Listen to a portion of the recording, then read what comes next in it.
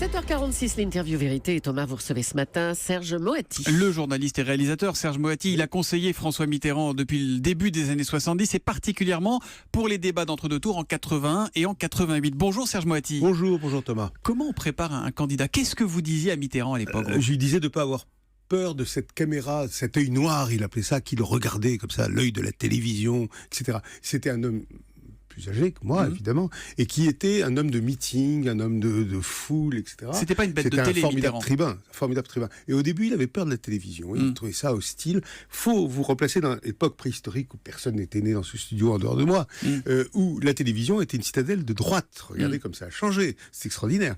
Et donc, chaque fois qu'il allait à la télévision, il se sentait attaqué.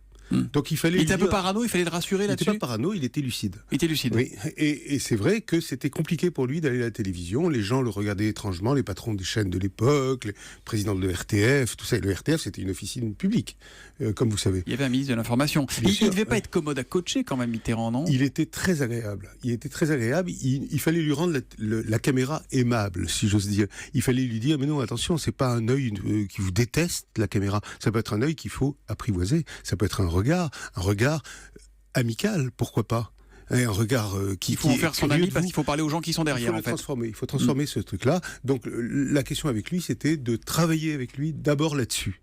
Le 28 avril 88, Mitterrand mouche Jacques Chirac avec cette petite phrase. Jacques Chirac qui réagit au fait que François Mitterrand l'appelle Monsieur le Premier ministre. Permettez-moi juste de vous dire que ce soir, je ne suis pas le Premier ministre et vous n'êtes pas le Président de la République.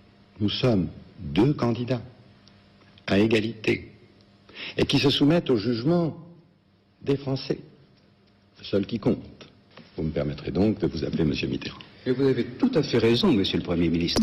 Alors ça, Serge Moati, vous étiez en coulisses. C'était préparé, c'était prémédité? Oui, c'était préparé. Ouais. Oui, c'était préparé dans la mesure où on était sûr, nous, autour de Mitterrand, que Chirac allait commencer comme ça. On était sûr, mais on aurait mis la main au feu, quoi, que ça allait commencer comme ça. Ça n'a pas loupé. Il a commencé comme ça, et on avait prévu, en répétant, que nous, on faisait les conseillers, quoi. On était tous bénévoles. Hein. Attention, c'était une autre époque aussi. Vous avez fait les faux Chirac face à Mitterrand? On a fait les faux Chirac, ouais. Et donc on disait, monsieur...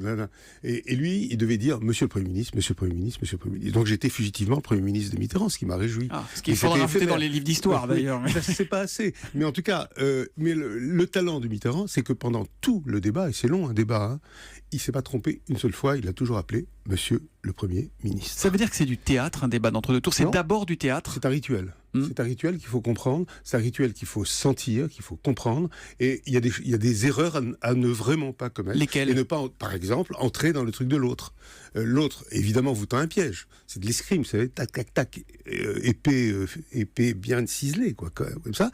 Il faut savoir se défendre, il faut savoir contre-attaquer, il faut savoir ne pas entrer dans le jeu de l'autre et rester sur sa parole à soi, ce qu'on a à dire aux Français à ce moment solennel de l'histoire politique de France. Il y a de l'intox comme deux boxeurs qui se toisent avant d'entrer sur un ring. Il paraît que vous aviez conseillé par exemple à Mitterrand d'avoir une chemise, un porte-document face à Giscard en 81. C'est vrai cette histoire ou pas? C'est autre chose. C'est à cause du...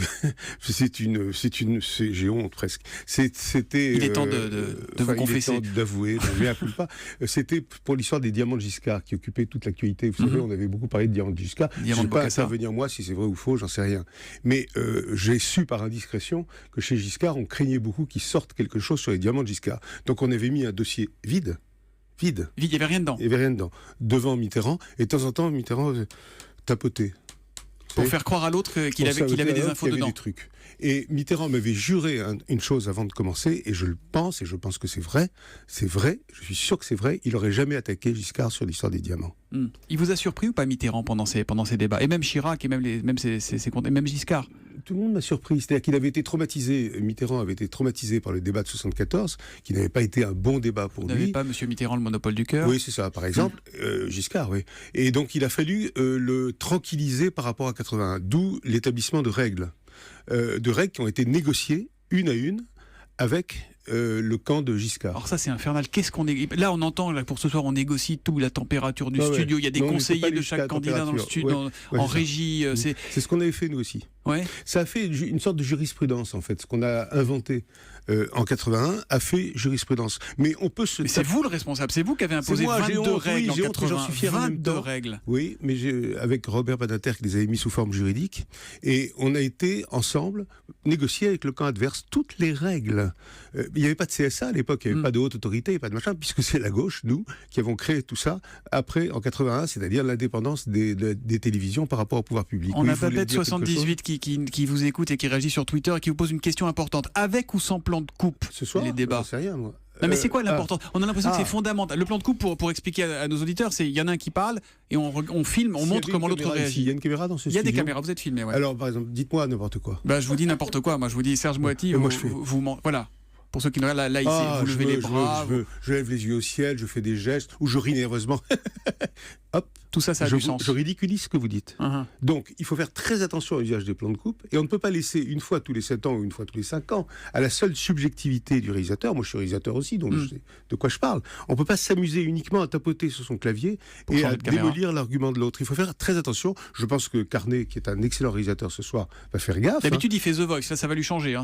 Il va s'ennuyer un petit peu quand même. C'est pas ce qu'il y a de plus marrant à réaliser. C'est The France. Ouais, c'est Ouais, ça. et donc, il va y avoir quelque chose. C'était pas si idiot que ça, vous savez, l'histoire des plans de coupe. On peut ridiculiser l'autre. Par exemple, et même chose, là, on est à combien de mètres l'un de l'autre? Là, on est à un 1,50 m. Bon, d'accord. Ouais. Je vous parle pas pareil si j'étais très très loin. D'ailleurs, je vais vous faire un truc. Hop. Est-ce que vous m'entendez pareil? Non, je vous entends pas pareil. Eh ben voilà, les parce que auditeurs je suis surtout loin. moins parce que vous êtes éloigné du Oui, micro. mais je fais exprès. Je fais exprès, évidemment. Mais c'est très important. La distance entre les deux candidats. C'est pour Vous ça qu'il y voyez, aura 2,50 m en l'occurrence ce oui, soir entre on les deux parle candidats. pas pareil. La valeur des plans, si vous me filmez en gros plan ou si vous me filmez en plan large, c'est pas pareil. On dit pas la même chose. Il y a un langage. Cela dit, ouais. Ce que je vous ai expliqué, ça a l'air technique comme ça, mais c'est un langage. C'est comme quand on écrit un bouquin, il y a des longues phrases, des courtes phrases, des trucs comme ça, etc. Il y a un langage télévisuel qu'il faut comprendre. Mais là, on a quand même l'impression qu'on revient à l'ORTF quand même tous les 5 ans. Pourquoi? C'est pas très 21e siècle tout ça, non? quel rapport Vous, le avec réalisateur, vous pensez pas qu'il faudrait laisser plus de liberté quand même?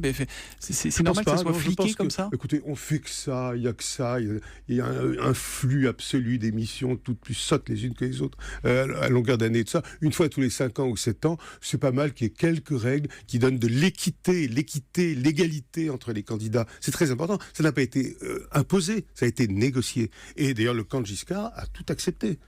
Si vous deviez donner pour finir un conseil à chacun des candidats, Marine Le Pen pour commencer ce soir. Ah non, moi je n'entre pas là-dedans. Non? Non, je refuse, non. Pourquoi? Je refuse parce que, non, je ne veux pas entrer dans ce débat. Et Emmanuel Macron? L'écoute. Ah. L'écoute et la parole courte. Mais voilà, mais Vous n'entrez pas là-dedans sauf pour Emmanuel Macron quand même. Non, je croyais que vous étiez astreint un temps de réciproque, comme ça, entre les gens, donc je ne vais pas vous mettre vous-même en contravention avec vos propres règles. Il est réalisateur, il est politique, il est pas langue de bois, mais un tout petit peu de temps en temps. Sur quoi? C'est Serge Sur quoi? Moati. Dites-moi en quoi j'étais langue de là-dessus, bois. vous n'avez pas répondu sur Marine Mais Le non, Pen. je le ne veux petit pas conseil. répondre, non. Ah, voilà, au moins c'est franc, c'est clair. Merci en tout cas d'être venu ce matin. Merci à vous. Vous regarderez le débat ce soir évidemment. Bah, évidemment. Qu'est-ce qui compte le plus, c'est le débat ou c'est les commentaires après? Les deux, mon général. Les deux? Les deux. En tout cas, c'est très très important. Et on fait comme si on s'ennuyait a priori, comme ça. Moi, je me suis parfois endormi Ça se pendant regarde des tout débats. seul quand même. Hein? Ça se regarde tout seul un débat. Ouais. Mais je vais le filmer, moi, parce que je fais des films là-dessus. Je vais les filmer avec des jeunes gens un peu de chaque camp, dans des endroits de Paris. Vous savez quoi, vous reviendrez nous en parler. Avec Ok. plaisir. Merci beaucoup Merci Serge beaucoup. Moati d'être venu ce matin en direct sur Europe 1, Merci à débat vous. que vous suivrez également en direct sur Europe 1 ce soir. Merci, bonne journée.